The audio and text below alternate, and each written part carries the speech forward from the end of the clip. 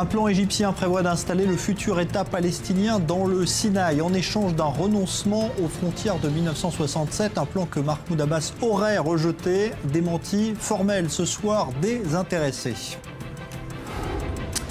L'Irak tente de former un gouvernement d'union pour lutter contre l'État islamique. C'est demain que Barack Obama doit présenter son plan visant à annihiler les djihadistes de l'EI. L'Afrique veut jouer la carte de l'Union contre le virus Ebola. Réunion d'urgence de l'Union africaine aujourd'hui alors que la zone de contamination pourrait être élargie selon une toute dernière étude britannique.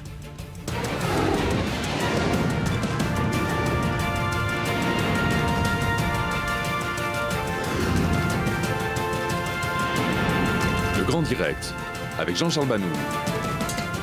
Bonsoir à tous. On va donc s'intéresser tout d'abord à cette information qui, si elle n'est pas avérée, fait en tout cas beaucoup parler au Moyen-Orient aujourd'hui. Une information relayée dès ce matin par la radio de l'armée israélienne et qui, selon une proposition faite par l'Égypte, prévoirait d'installer le futur État palestinien dans le Sinaï, péninsule qui appartient pour l'instant à l'Égypte, qui serait collée donc au territoire de Gaza et qui en échange verrait les Palestiniens abandonner leurs prétentions autour des frontières de 1967 en Cisjordanie. Tout cela évidemment mérite un éclairage, on va s'efforcer de vous l'offrir. Je salue dans ce studio Amir Badran, bonsoir. Bonsoir. Avocat à Yafo. Bonsoir à vous Robert Rouache, vous êtes conseiller pour le président du Parti travailliste israélien.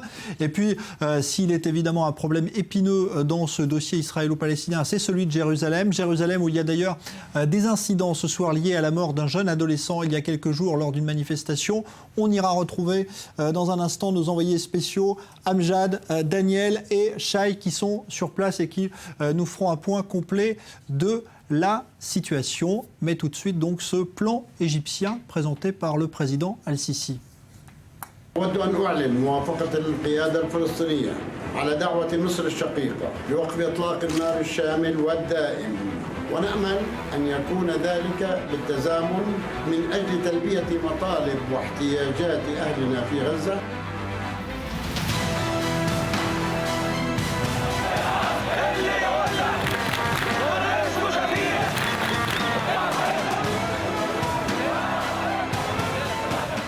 الجهود المصرية موجودة من بدري قوي، بس في كلام بيتقال وفي كلام ما بيتقالش، في حاجات بيعلن عنها وفي حاجات ما بيعلنش عنها. وما زلنا قائمين بجهودنا دي مع كل الناس، مع كل الأطراف.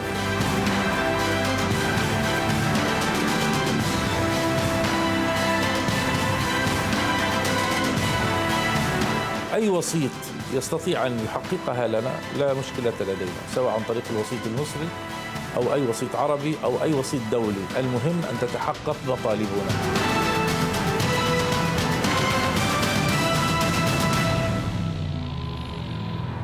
Alors avant de démarrer cette discussion, que contient exactement ce plan qu'aurait proposé donc le président égyptien Al-Sisi? Explication tout de suite de Léa Berdugou. Une proposition égyptienne qui n'aurait pas enchanté les Palestiniens. Selon la radio militaire israélienne, l'Égypte aurait offert à Mahmoud Abbas d'établir un État palestinien démilitarisé dans le Sinaï. De cette manière, le futur État engloberait 1600 km² de la péninsule du Sinaï et la bande de Gaza. Ce territoire serait sous contrôle exclusif de l'autorité palestinienne. Seule condition, abandonner l'idée d'un retour aux frontières de 1967, tout en gardant le contrôle de certaines villes en Cisjordanie.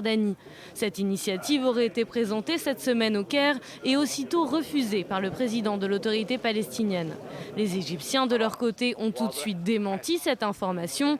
Selon le ministre des Affaires étrangères, il s'agirait d'une idée soulevée sous la présidence de l'islamiste Mohamed Morsi.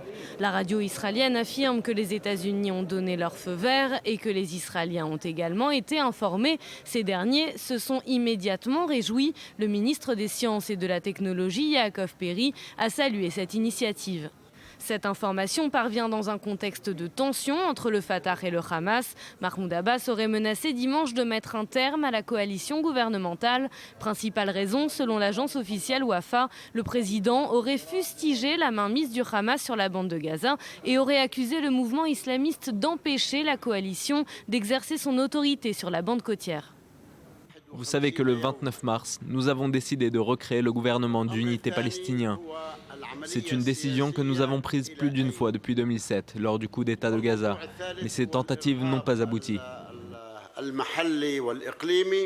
Le Premier ministre palestinien Rami Hamdallah s'est également exprimé sur ces dissensions. Il a affirmé avoir reçu des menaces de boycott de la communauté internationale si le gouvernement payait les fonctionnaires du Hamas à Gaza.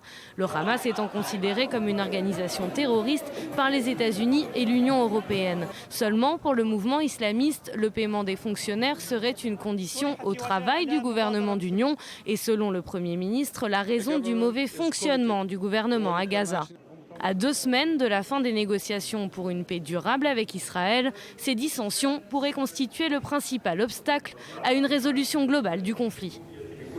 Voilà donc pour ces explications. Alors Robert Rouache, d'abord un commentaire, on ne sait pas évidemment parce que personne ne le reconnaît ce soir évidemment comme c'est une initiative qui semble avoir fait long feu. D'abord, qu'est-ce que ça vous inspire d'installer les Palestiniens dans le Sinaï? Écoutez, d'abord c'est une vraie fausse nouvelle dans le sens où lorsque nous avons signé les accords d'Oslo en 1994 et lorsque nous avons parlé des accords de Genève, il avait été prévu que quels que soient les accords entre nous et les Palestiniens, un échange de territoire. À l'époque, nous parlions de 600 km² et donc ces 600 km² dans le désert du Negev devront être donnés à l'Égypte et l'Égypte donnait 600 km² à Gaza. Donc c'est pas une information qui est capitale. Donc déjà la même partie. C'est à peu près la même partie. Ouais. Maintenant, il ne faut pas oublier que lorsque nous avons fait les accords avec la Jordanie, nous avons échangé 200 km² entre nous et la Jordanie. Avec l'Égypte également, nous avons fait des rectifications de frontières. Donc ça ne m'étonne pas qu'aujourd'hui, quel que soit l'accord que nous ferons avec les Palestiniens, nous serons obligés de donner un certain nombre de territoires. Il a même été, si vous voulez, chiffré, nous serons obligés de donner entre 6 et 8% de la surface de la Cisjordanie, qui correspond environ à 600 km². Alors maintenant, pourquoi ces 6 à 8 et pourquoi ce changement, si vous voulez, de territoire? Il faut aujourd'hui dire qu'il y a environ 500 000 Israéliens qui habitent dans les territoires.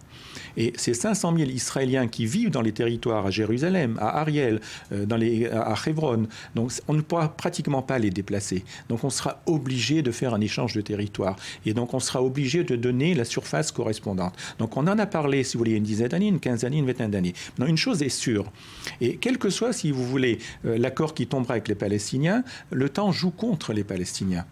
Dans le sens où, quelles que soient, si vous voulez, les données américaines, données israéliennes, données palestiniennes, données des services également secrets français, lorsque le nombre d'Israéliens arrivera en Cisjordanie à 800 000 personnes, environ en 2020, dans environ 5-6 ans, il sera impossible, si vous voulez, d'avoir un accord entre nous et les Palestiniens.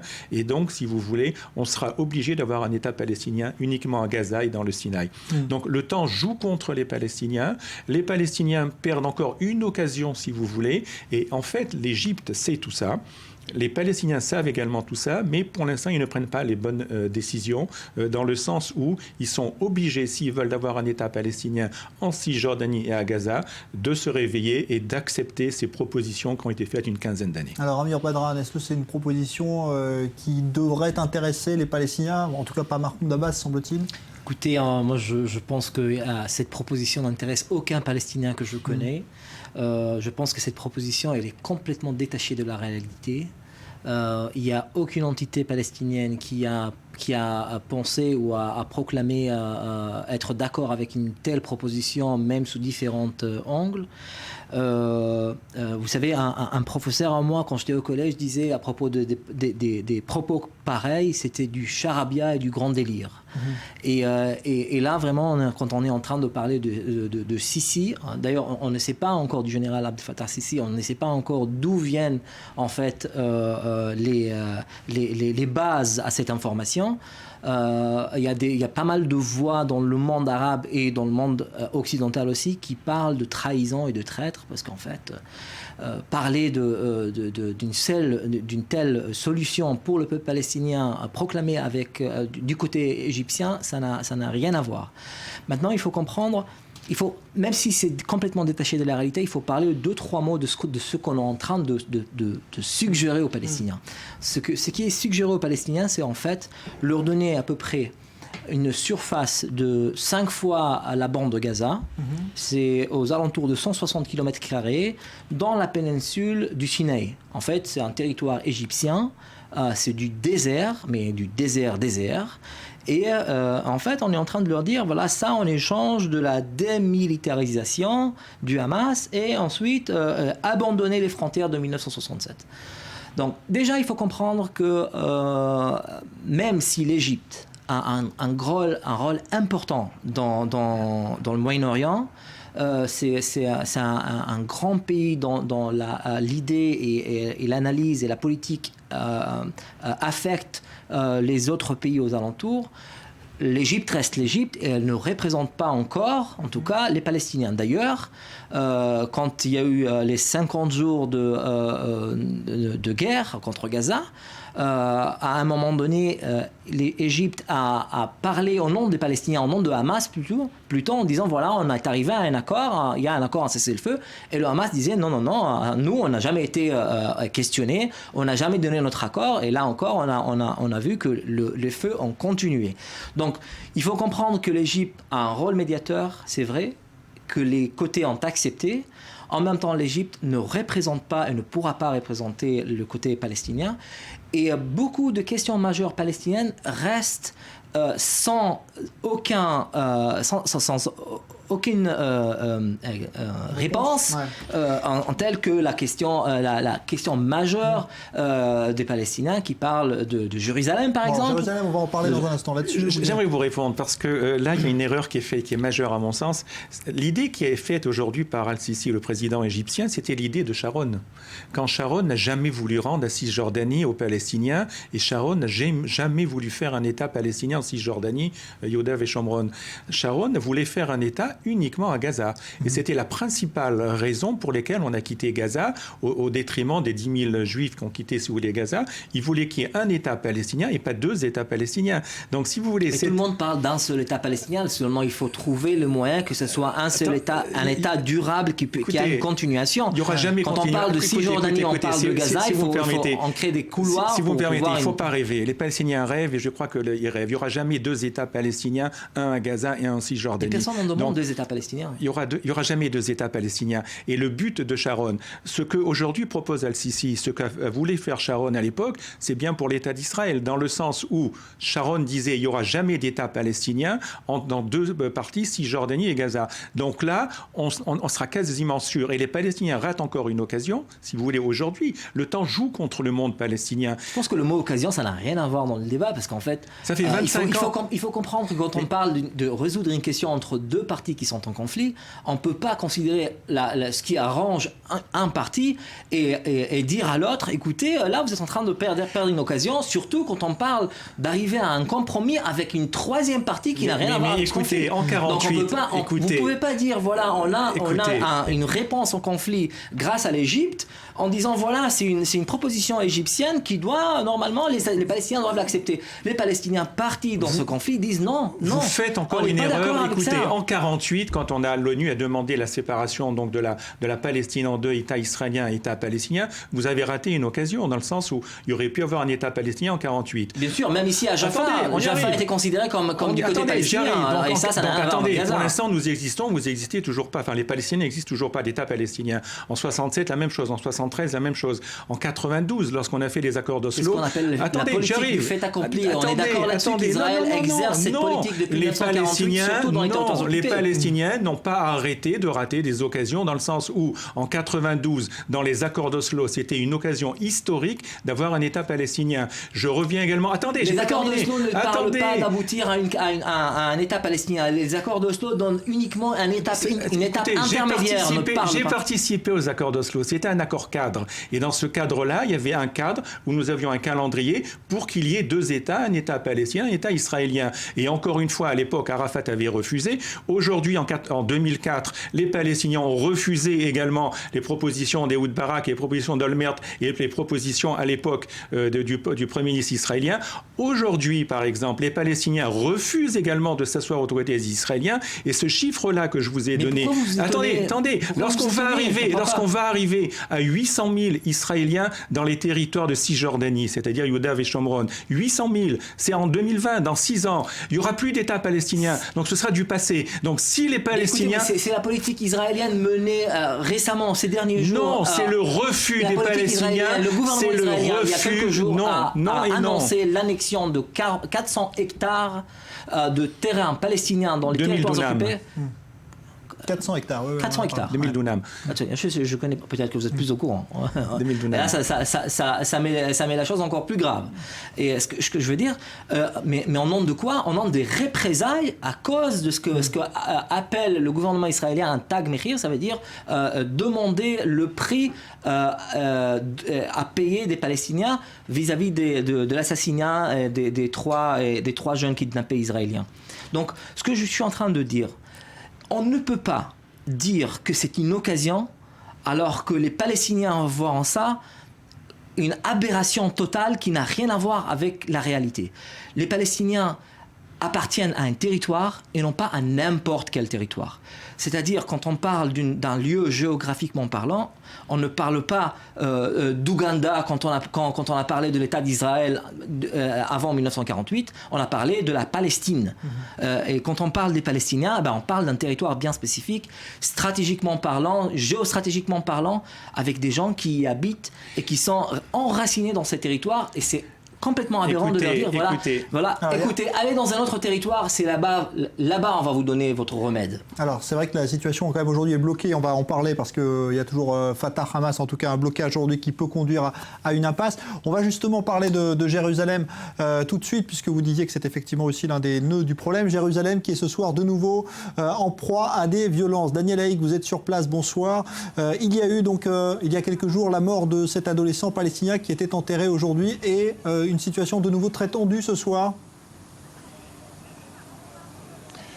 Oui, effectivement, Jean-Charles, nous sommes dans le quartier de Wadi Joz, le village dont était originaire le jeune Mohamed Senokrot, qui a été donc inhumé il y a à peine 1h30 ici, non loin d'ici, après une prière sur le mont du Temple. Des milliers de personnes l'ont conduit vers sa dernière demeure à proximité des murailles de la vieille ville. Et on a assisté il y a quelques dizaines de minutes, à un passage de plusieurs centaines de jeunes Palestiniens qui rejoignent actuellement le domicile de la famille Senokrot, qui est une famille considérée comme une famille notable dans cette partie est de Jérusalem. Et on peut noter la très vive tension qu'il y a dans ces quartiers est de Jérusalem, avec la présence d'importantes forces de sécurité. Nous avons vu passer ici, il y a quelques instants, une patrouille du GIGN de la police israélienne, le Yassam, et beaucoup de forces de police qui sont déployées sur place en perspective d'échauffourées comme celles qui se sont produites hier et qui ont provoqué l'incendie d'une station d'essence dans le quartier de la Givat Sarfati, de la colline française, non loin de là, toujours dans la partie est de Jérusalem. Il y a donc une très nette tension aujourd'hui dans la partie est de Jérusalem, très palpable. Daniel, on peut rappeler l'origine de ces manifestations finalement, parce que ça pose une nouvelle fois au grand jour le problème finalement de cohabitation entre Jérusalem-Est, partie arabe de la ville, et la partie juive Jérusalem-Ouest. Oui, effectivement, c'est le problème, on va dire le problème de fond, mais il est clair qu'il y a depuis plus de 2 mois, depuis l'assassinat du jeune Mohamed Abourder, après la découverte des corps des 3 jeunes Israéliens à la fin du mois de juin, il y a eu cet assassinat sordide par des Juifs, par des Israéliens de ce jeune Mohamed Abourder dans le quartier qui était originaire du quartier de Chouafat, et cela a été l'étincelle qui a provoqué une véritable effervescence, et depuis, effectivement, il y a une très nette tension dans les quartiers est de Jérusalem. On l'a vu durant tout le conflit à Gaza. On a vu ces tirs. On a vu, par exemple, ces lancers de bouteilles incendiaires en direction. Voilà, vous voyez, pas plus tard qu'il y a quelques instants, on a jeté une bouteille incendiaire, une bouteille en tout cas en direction de notre position. Nous trouvons, il y a environ quelques minutes, on a reçu une pierre, une voiture à proximité a reçu une pierre. Effectivement, il y a cette tension est très nettement palpable dans le quartier, et c'est le résultat donc de ces 2 mois de colère, on va dire, du parti des Palestiniens. Et puis il y a derrière cela, bien entendu, aussi la tension, la crise dont on a parlé ces derniers jours entre le Hamas et le Fatah. Il n'est pas impossible qu'il y ait des éléments, même si cela peut paraître moins probable ici dans la capitale, capitale d'Israël, dans Jérusalem. Il est possible qu'il y ait des éléments du Hamas qui tentent d'attiser la tension pour essayer de remettre en cause le leadership de Mahmoud Abbas. Merci Daniel Haïk, donc en direct de Jérusalem, on l'a vu, situation très tendue ce soir. Alors, messieurs, justement, je voudrais qu'on parle de Jérusalem, qui est, on va dire, l'une des épines dorsales de ce problème. Le plan Sisi ne règle pas vraiment, d'ailleurs, le sort de Jérusalem. Qu'adviendrait-il si ce plan était mis à exécution des villes de Cisjordanie ou de l'autorité palestinienne qui sont contrôlées aujourd'hui par l'autorité palestinienne? Écoutez, si vous me permettez, je représente la gauche israélienne officiellement. C'est-à-dire que je représente Moshe Dayan, Yitzhak Rabin et le plan Yigal Allon à l'époque. La meilleure réponse israélienne à Jérusalem, c'est la construction. Dans le sens où aujourd'hui, il y a 1 million d'habitants à Jérusalem, 250 000 musulmans arabes et 750 000 juifs. Chaque fois qu'il y a des heurts à Jérusalem, vous verrez que de la semaine prochaine, on va annoncer la construction de 500 logements. Il y a 2 morts, il y aura 1000 logements qui vont être construits. C'est la seule réponse aujourd'hui israélienne valable pour Jérusalem. Maintenant, que le monde déteste et dénie. Mais attendez, le monde entier. Le monde, c'est le monde. Il y a 60 ans, on a tué 6 millions de juifs, c'était le même monde que vous parlez. La France a bien envoyé 70 000 dans les camps. Par un tort plus grand. Attendez, le monde, on écoute le monde quand le monde dit quelque chose d'intelligent. Pour l'instant, le monde dit des bêtises, et quand on construit un bâtiment à Jérusalem... Même les États-Unis disent des bêtises à propos de ça. Écoutez, apparemment le plus grand ami, l'État le plus grand ami d'Israël, quand on parle des pourparlers pour arriver à un accord, à une paix durable entre 2 peuples pour 2 pays, la première condition dont Israël doit tenir, c'est de ne pas continuer à construire dans les territoires occupés. D'ailleurs, les États-Unis, à chaque fois, reprochent au côté israélien de ne pas respecter les accords là-dessus, et en parlant de diplomatie, d'ailleurs en choisissant les mots les moins offensifs, disent les Américains et les autres États européens disent, voilà, en fait, Israël en construisant dans les territoires occupés, elle tue. Elle n'aide pas pour arriver à un succès pour que les 2 parties arrivent à la paix. Donc on ne peut pas dire autre chose. Le plus important, c'est qu'il y a encore 50 000 Israéliens à Jérusalem, 200 000 Israéliens à Jérusalem. Et ça, on est d'accord, c'est la politique du fait accompli qu'Israël, avec le projet sioniste, est en train de faire pour justement... Oui, vous êtes dans le domaine du rêve, nous sommes dans la réalisation. Ne donner aucune chance à un État palestinien. Alors dites-le, parce que le gouvernement ne le dit pas. Clairement, le gouvernement, Bibi Netanyahu, le Premier ministre, dit voilà, nous voulons arriver à la paix avec les Palestiniens, nous voulons qu'il y ait 2 États pour 2 pays, pour 2 nations. Alors que la politique du fait accompli dit, et vous le dites là d'ailleurs, qu'en fait on n'est pas intéressé à avoir un État palestinien. Nous avons tout essayé pour faire la paix avec le monde palestinien. Même des territoires au Sinaï, on voyait les Palestiniens ailleurs. Nous avons essayé en 92 les accords de paix d'Oslo. Nous avons risqué nos vies, nous avons risqué la vie de l'État d'Israël. En 2004, nous avons risqué. Nous avons tout essayé. Je représente aussi aujourd'hui la gauche. Je peux vous assurer, j'ai participé aux accords d'Oslo, pas vous. Et je peux vous dire qu'on a pris des risques colossaux. Ça vous donne pas plus de... Parce que je comprends le problème. Et le comprendre aujourd'hui, le problème, c'est que le fait d'avoir essayé de faire la paix avec les Palestiniens, la réponse israélienne, c'est de construire encore 50 000 habitants à Jérusalem, 200 000, jusqu'à que vous allez comprendre que le temps joue contre vous. Et là, vous allez tendre la main que le gouvernement israélien... pas là pour représenter l'autorité palestinienne ni le peuple palestinien. Alors, donc vous dites vous, c'est pas moi. On parle dans un instant justement des dissensions Fatah-Hamas qui pour l'instant bloquent un petit peu aussi la situation. Mais d'abord, retour sur cette situation très tendue à Jérusalem avec donc la mort de cet adolescent palestinien. Les explications tout de suite, le rappel des faits, Leslie Rezoug. Le retour de la violence à Jérusalem. Depuis hier soir, des centaines de Palestiniens sont dans les rues. Des émeutes au départ circonscrites à Jérusalem-Est, mais qui se sont rapidement propagées à la partie ouest de la ville. Dimanche soir, une station-service a été attaquée. Les manifestants ont endommagé les pompes et tenté d'incendier la boutique de la station, selon la police israélienne. Jets de pierre, cocktails Molotov et pétards sur des voitures. Toute la soirée, les policiers ont répliqué par des balles en caoutchouc. Raison de ces nouveaux débordements, la mort d'un jeune Palestinien le 31 août dernier, Mohamed Sinokrot, 16 ans. Les circonstances de sa mort restent pour le moment mystérieuses. Il était en route pour la prière du soir quand l'armée d'occupation lui a tiré dessus de manière délibérée. Il a été blessé, il est tombé sur le sol. Il a été transporté vers l'hôpital Makassed et il était déjà dans une situation critique. Si la famille affirme qu'il aurait été touché à la tête par les forces de police, les responsables israéliens affirment quant à eux qu'il aurait été touché à la jambe avant de s'effondrer. Son corps a été transféré ce lundi à l'Institut médico-légal de Tel Aviv pour une autopsie afin de faire toute la lumière sur ce décès. C'est en tout cas une flambée de violence sans précédent qui secoue la ville depuis la fin de la seconde intifada en 2005 et qui ne semble pas prête de s'arrêter. Voilà, on attend évidemment ce soir les résultats de l'autopsie qui ne sont pas encore connus. Et puis donc on parle encore quelques instants de ce plan égyptien visant à installer donc l'État palestinien dans la péninsule du Sinaï pour sa plus grande partie en tout cas. Qu'en pensent justement eh bien, les Israéliens rencontrés aujourd'hui à Jérusalem? Eh bien écoutez ces interviews réalisées par Dylan Sidbon. Je pense que c'est une bonne idée. On ne s'entend pas, ils ne nous aiment pas, vraiment pas. Je ne vais pas mentir en disant que nous, on les aime, donc le mieux, c'est de se séparer. Ça ne me paraît pas réaliste. L'État palestinien finira par être créé là où il se trouve, là où il doit être, en Cisjordanie et à Gaza.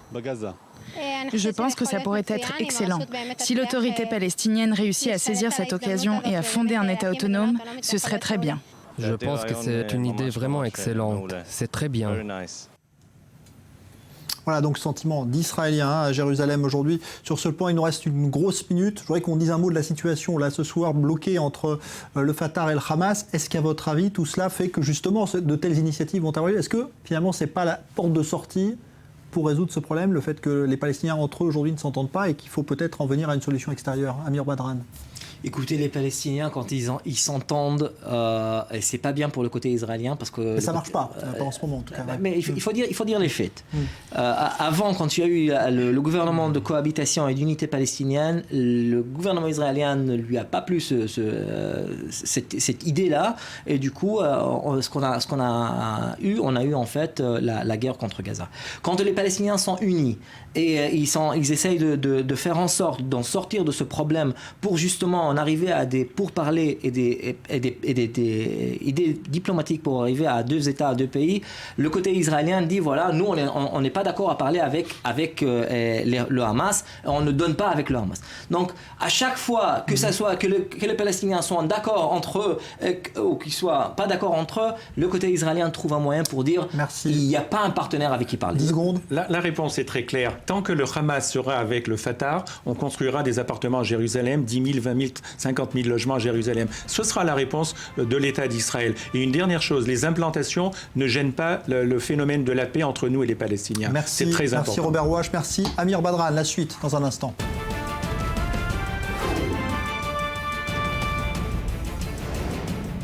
Un plan égyptien prévoit d'installer le futur État palestinien dans le Sinaï en échange d'un renoncement aux frontières de 1967, plan que Mahmoud Abbas aurait rejeté. Nous verrons dans quelques instants quelles sont les réactions politiques en Israël à cette proposition.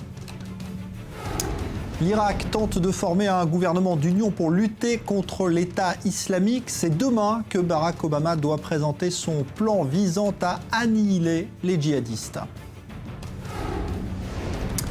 L'Afrique joue la carte de l'Union contre le virus Ebola. Réunion d'urgence de l'Union africaine aujourd'hui alors que la zone de contamination pourrait être élargie selon une dernière étude britannique.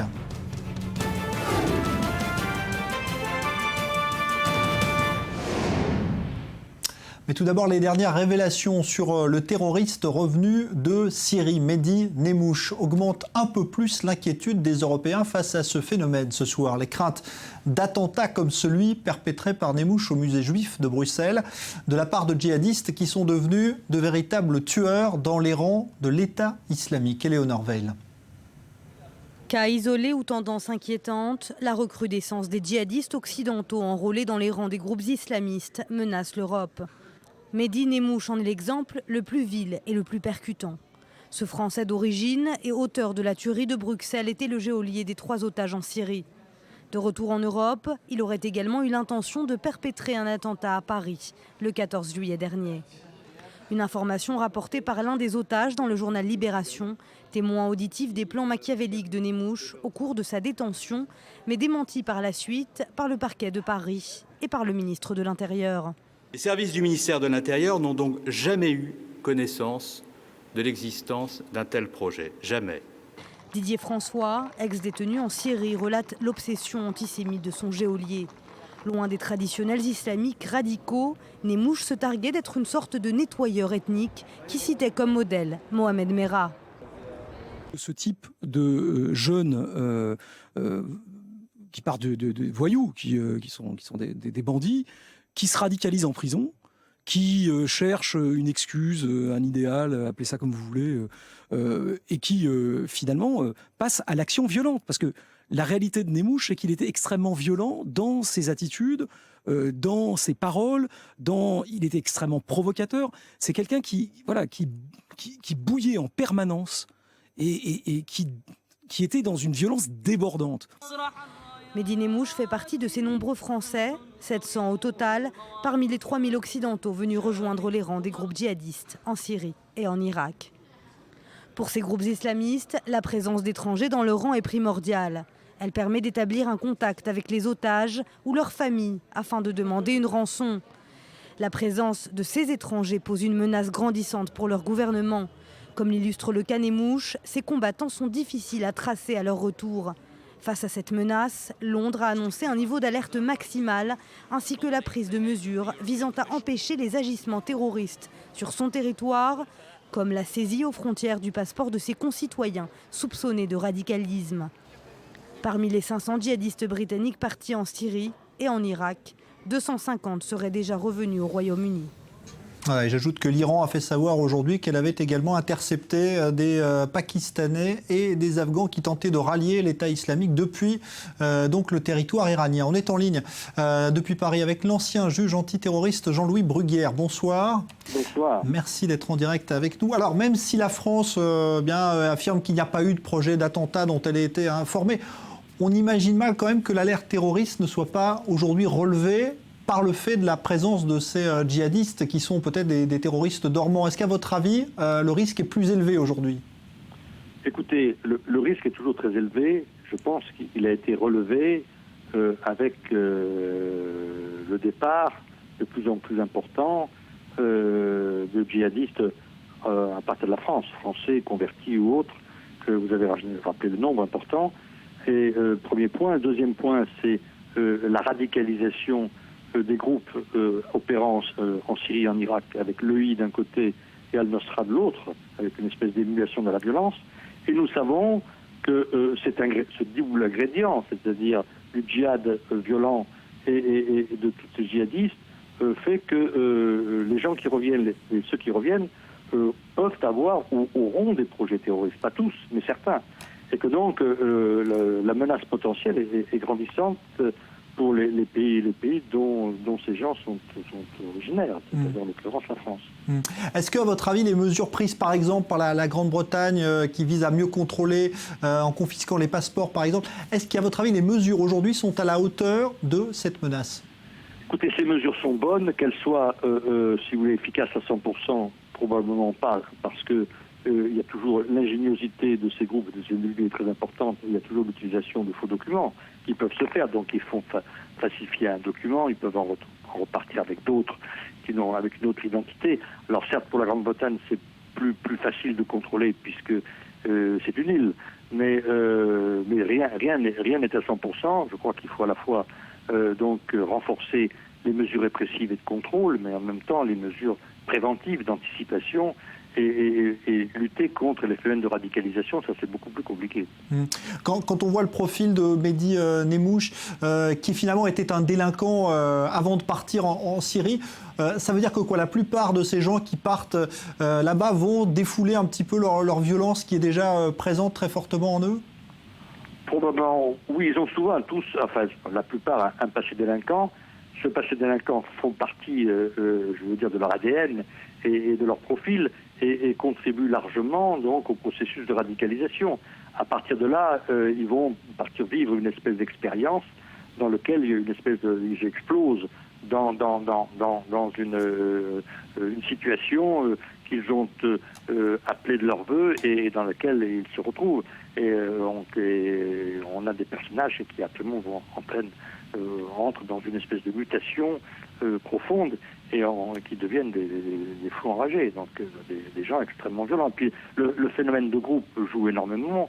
L'expérience de la violence et du djihad font que les individus se radicalisent encore plus qu'ils l'étaient au départ et posent un problème sécuritaire majeur lorsqu'ils reviennent effectivement dans leur pays, puisqu'ils ne peuvent pas ne pas continuer, ne serait-ce qu'idéologiquement, pour exporter le djihad dans le cadre de la formation de ce grand califat mondial.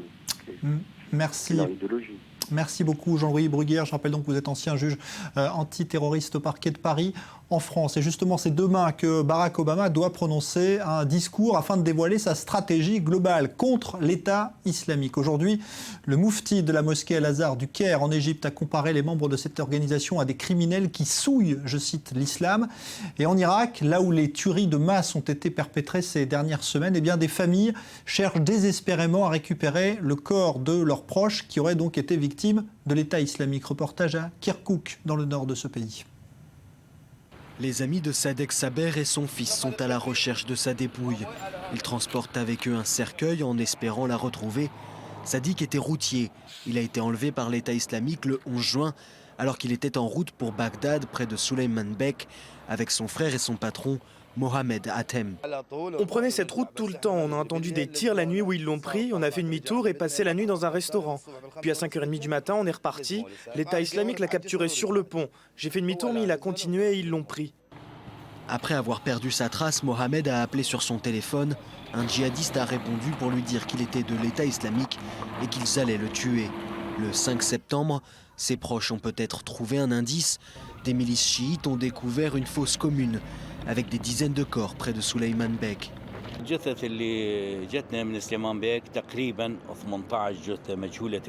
Les corps que nous avons reçus de Suleiman Bek étaient au nombre de 18. Des corps largement désintégrés qui sont morts il y a plus de 2 mois.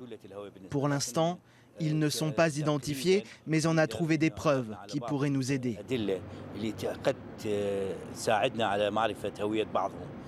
Sur cette télévision, le fils aîné de Sadek, Ahmed, avec Mohamed, peuvent voir les restes de la fosse commune. Ils cherchent un signe de Sadek, une chemise, un téléphone, un indice qui pourrait leur confirmer que son corps est permis de se retrouver. Mais malheureusement, rien pour l'instant. On n'a pas trouvé de preuve que mon père puisse être parmi ces gens. Ni ses vêtements, ni son téléphone, rien. Pour les proches de Sadek, les recherches vont continuer pour un jour peut-être faire leur deuil.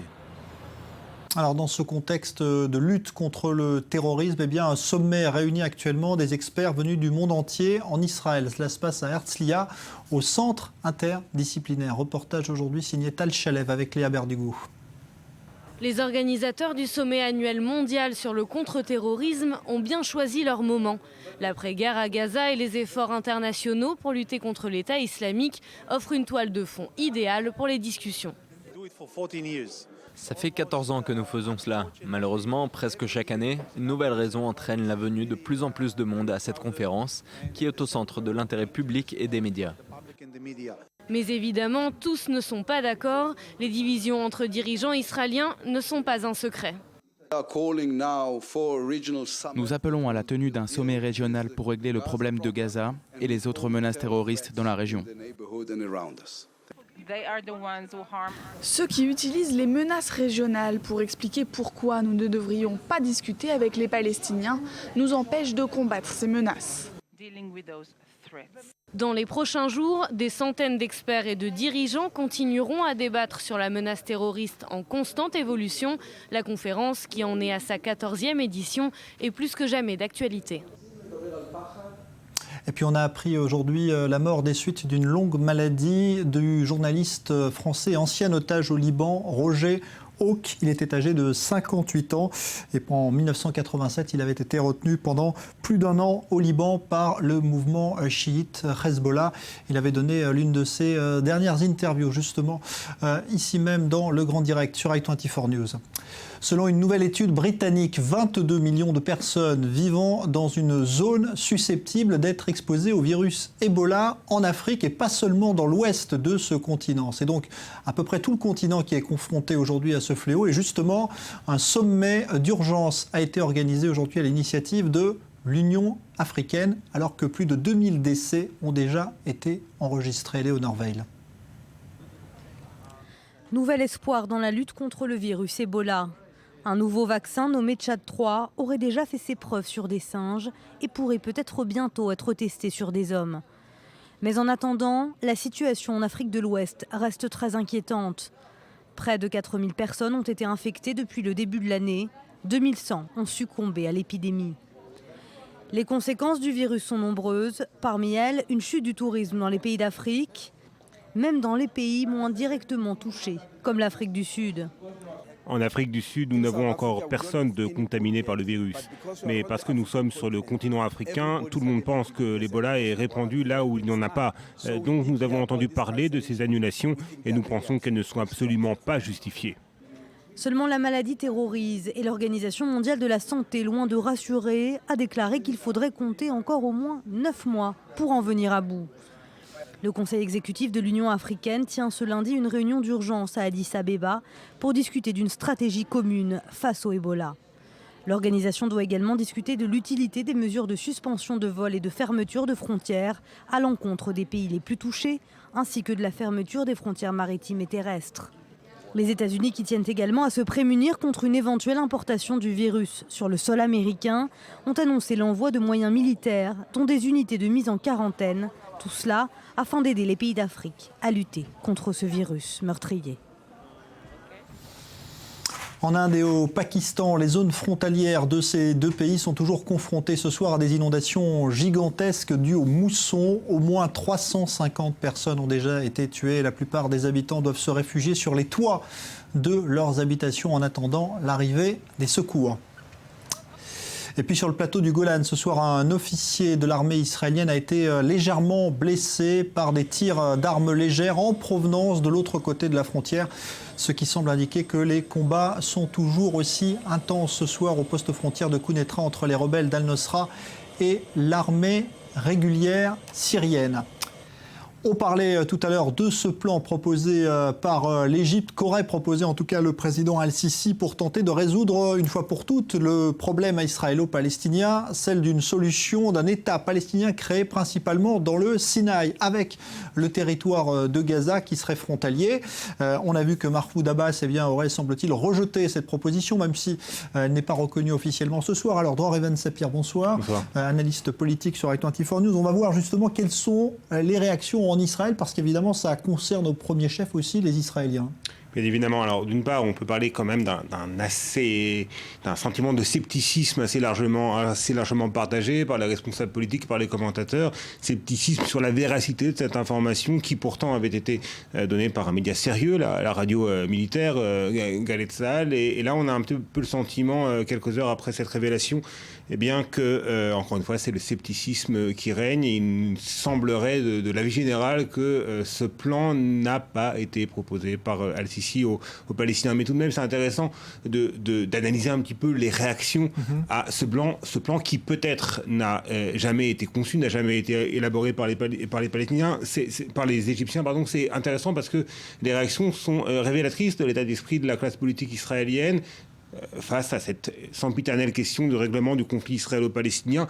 À gauche, on a accueilli ce plan avec une certaine réserve, mais d'une manière plutôt positive, parce que c'est une idée originale qui peut permettre effectivement de régler en tout cas les aspects humanitaires qui concernent la population dans la bande de Gaza. Et à droite aussi, eh bien, l'accueil est plutôt positif. Et c'est pas vraiment surprenant, Jean-Charles, parce que ce plan correspond à deux des thèmes de prédilection de la droite israélienne. Premièrement, il n'y aura pas d'État palestinien dans les territoires de Cisjordanie, ça constitue un danger pour l'État d'Israël, c'est ce que dit la droite israélienne, et là il est question d'un État palestinien dans la bande de Gaza et dans une partie du Sinaï égyptien. Deuxièmement, et là aussi ça correspond à l'un des thèmes de prédilection de la droite israélienne, la question palestinienne ne doit pas être réglée par le seul État d'Israël. Les États arabes avoisinants doivent y mettre du leur pour contribuer au règlement de la question palestinienne. Et là, on a l'Égypte. Encore une fois, si cette information se confirme, ce qui ne semblerait pas être le cas, mais on aurait eu l'Égypte qui aurait mis du sien, qui aurait participé au règlement du conflit israélo-palestinien. Par conséquent, ça correspond tout à fait, encore une fois, à l'un des thèmes de prédilection de la droite israélienne. Ze'ev Elkin, l'une des étoiles montantes du Likoud, de l'aile droite même du Likoud, président de la très prestigieuse commission parlementaire des affaires étrangères et de la défense, a été interrogé tout à l'heure par la télévision israélienne et il a parlé en des termes très positifs de ce plan pour les raisons que je viens d'évoquer et aussi pour d'autres raisons, à savoir que même si un État palestinien venait avoir le jour dans les territoires de Cisjordanie, qu'adviendrait-il de la bande de Gaza avec les problèmes de densité de population que l'on connaît, de pauvreté que l'on connaît? Et d'ailleurs, il faut peut-être rappeler qu'un plan similaire, tout à fait similaire, avait été élaboré il y a environ 8 ans par un groupe d'académiciens et d'anciens officiers supérieurs de l'armée israélienne qui étaient partis du point de départ effectivement, la bande de Gaza en tant que telle ne pouvait pas se suffire à elle-même économiquement, humanitairement, qu'il fallait élargir son territoire, pas vers Israël, mais vers le territoire égyptien, vers le Sinaï. Merci beaucoup, Dror Even Sapir. Affaire à suivre, donc même si pour l'instant, personne ne veut en assumer la responsabilité. La science et ses progrès parfois déroutants. En Israël, on a ainsi trouvé le moyen d'élever des poulets sans plumes. Des élevages destinés évidemment à être consommés plus facilement, mais qui pourraient intéresser également des pays au climat chaud où la production de ce type de viande peut poser problème. Reportage à Rehovot signé Maël Benoliel.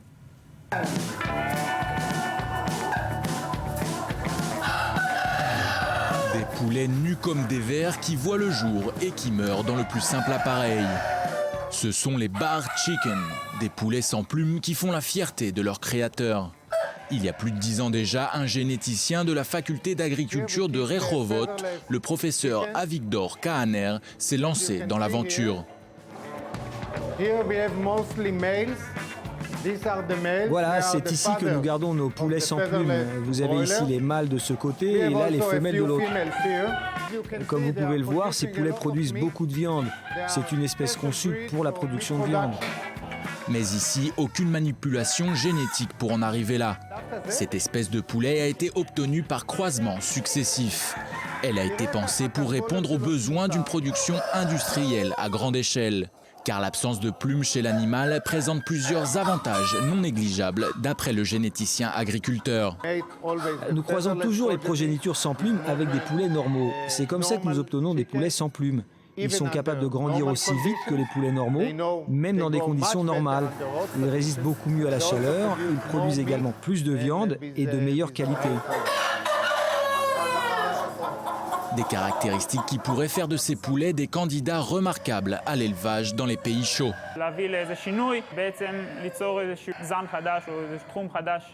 Nous pensons sincèrement pouvoir apporter un changement, créer une nouvelle espèce et ouvrir un nouveau domaine.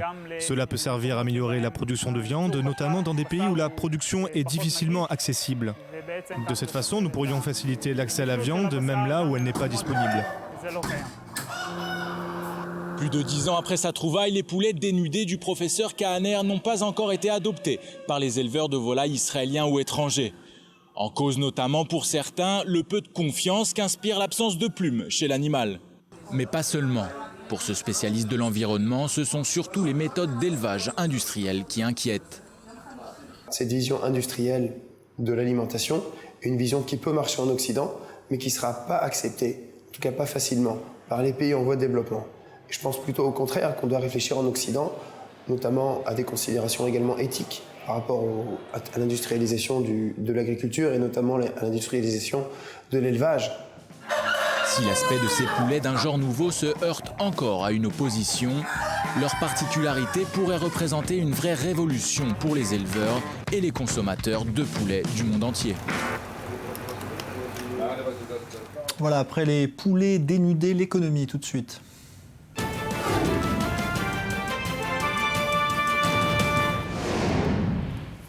L'économiste avec Johanna Citruc, bonsoir. Bonsoir. Alors, plusieurs sujets ce soir, et tout d'abord un qui est évidemment brûlant, celui de l'Union européenne qui doit décider de nouvelles sanctions contre la Russie. Où est-ce qu'on en est ?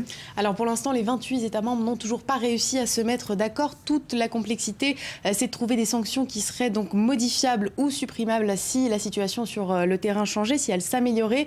Cependant, d'après une source européenne, ces nouvelles mesures devraient restreindre l'accès au marché des capitaux pour les grandes compagnies donc pétrolières et gazières russes comme Rosneft, Transneft et Gazprom. L'objectif est de faire en sorte que ces sociétés aient du mal à se financer seules et du mal à se financer de façon autonome pour en fait obliger Moscou à les aider d'un point de vue financier. Donc en visant ces entreprises, en fait, l'Union européenne cherche à toucher Moscou. Résultat, la bourse de Moscou a clôturé dans le rouge à moins 0,67%.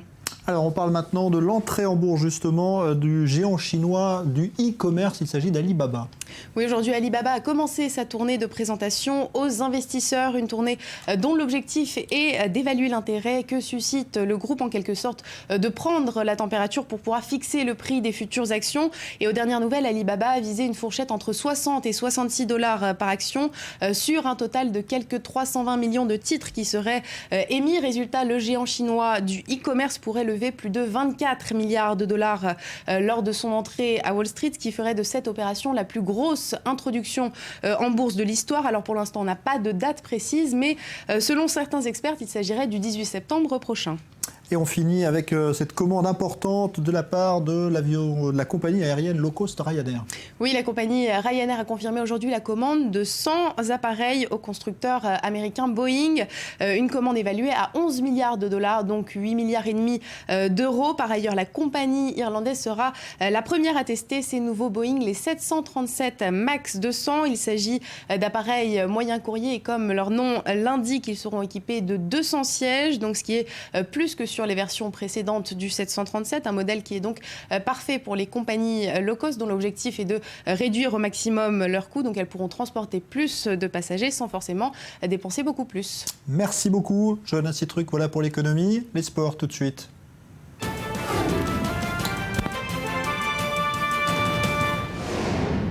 Le tennis, l'US Open, et avant de s'intéresser à la finale homme, retour sur la finale dame la nuit dernière, 18e sacre en Grand Chelem pour Serena Williams. Retour en image avec Mathieu Topman. C'est devant la légendaire tenniswoman Billie Jean King que Serena Williams et Caroline Wozniacki se sont affrontées en finale de l'US Open. D'un côté, l'américaine, double tenante du titre et à la recherche d'un fabuleux triplé, et de l'autre, la danoise, toujours en quête de sa première victoire en Grand Chelem. La numéro 1 mondiale avait également l'envie d'effacer une saison plus que moyenne où elle n'a jamais atteint la seconde semaine dans aucune des compétitions majeures. Williams, qui n'a perdu aucun set sur l'ensemble du tournoi new-yorkais, continue sur sa lancée et s'attribue facilement le premier set, 6-3. Alors que la tête de série numéro 10 semble relever la tête lors de la seconde manche, Serena est intraitable et s'envole à nouveau, 5-3. Le dernier jeu n'est qu'une formalité et c'est sur un revers trop long de Wozniacki que l'américaine s'adjuge son 3e US Open consécutif, le 18e Grand Chelem de sa carrière. Serena Williams entre un peu plus dans la légende, elle rejoint ainsi au panthéon du tennis Chris Evert et Martina Navratilova. Mais elle reste néanmoins à 6 unités de l'Australienne Margaret Smith-Court. Malgré une quinzaine impressionnante, Caroline Wozniacki sort la tête basse et devra patienter avant de célébrer sa première victoire majeure. Adversaires sur le court, les deux joueuses se respectent pourtant énormément en dehors des terrains. Oui, nous allons sortir ce soir et c'est moi qui paierai ma tournée. Malgré les sourires et la bonne ambiance, Serena Williams s'est déjà tournée vers de nouveaux objectifs et pourquoi pas battre le record de 24 succès en Grand Chelem. Voilà, alors c'est un US Open de record, on va en parler. Bonsoir Lise Barenbaum. Alors il y a effectivement en double, messieurs, là encore un autre record qui est tombé. Oui, c'est une belle victoire qui montre que travailler en famille, parfois ça fonctionne plutôt bien. C'est des jumeaux américains, Bob et Mike Bryan, qui sont centenaires. Ils viennent de gagner leur 100e victoire ensemble. Alors c'est des recordman, hein. C'est le 5e US Open qu'ils gagnent, c'est leur 16e Grand Chelem. Cette fois-ci, ils ont gagné contre un duo espagnol. Marcel Granollers et Marc Lopez en 2-7, 6-3, 6-4. Et ils sont très prolifiques ces deux frères puisque sur les 10 dernières années, ils ont gagné au moins un Grand Chelem ensemble tous les ans. Donc c'est quand même un palmarès exceptionnel, même si ils ont perdu à Wimbledon un petit peu plus tôt dans la saison. Alors on a toujours autant de mal à les différencier d'ailleurs. Je ne sais pas si vous avez réussi à savoir lequel est Bob, lequel est Mike. C'est très très compliqué. Ce sont de vrais jumeaux, surtout qui s'habillent exactement pareil. Ça c'est pour tromper l'adversaire. Alors ce soir, le plat de résistance, c'est la finale. Messieurs, là c'est totalement imprévisible. Totalement inattendu effectivement, puisque la finale homme c'est entre Kei Nishikori, le numéro 8 mondial, et Marin Cilic, le 12e au classement ATP. Donc le japonais, il a battu le numéro 1 mondial en demi-finale, Novak Djokovic. Et puis le croate, il a dominé le grand Roger Federer. Donc effectivement, on ne s'y attendait pas. C'est la première finale de Grand Chelem entre ces deux joueurs ensemble. Alors qui est avantagé? Bon, Cilic, il est un petit peu plus expérimenté. Il a gagné 11 Grands Chelems alors que Nishikori n'en a gagné que 5. Il a participé à 29 Grands Chelems, Nishikori seulement 21. Et Nishikori n'a jamais été plus loin que les quarts de finale de l'Open d'Australie. C'était en 2012. Mais les deux joueurs se sont affrontés 7 fois. Et sur les 7 fois, c'est le japonais qui a gagné 5 fois. Donc pas de pronostic pour ce soir, beaucoup de suspense. Voilà, ça va être une belle finale, en tout cas très surprenante. On dit un mot de football, Sepp Blatter, oui, qui veut durer encore. Tout à fait, c'est tombé aujourd'hui, c'est officiel. Il est candidat à sa propre succession à la tête de la FIFA. Il brigue un 5e mandat. Il a 78 ans et il profite du retrait de Michel Platini qui préfère continuer à la tête de l'UEFA. Donc le seul rival potentiel de Blatter, c'est Jérôme Champagne. Voilà, merci beaucoup Lise Barenbaum. Et puis on dit un mot également du carnet rose de nouveau dans la maison royale britannique, puisque Kate Middleton a annoncé aujourd'hui qu'elle était enceinte d'un 2e enfant. Le premier enfant de Kate et William était né il y a 13 mois. Donc ils auront très peu d'écart. Voilà, on se retrouve dans un instant pour le débat du grand direct. L'Iran et l'Arabie Saoudite contre l'État islamique.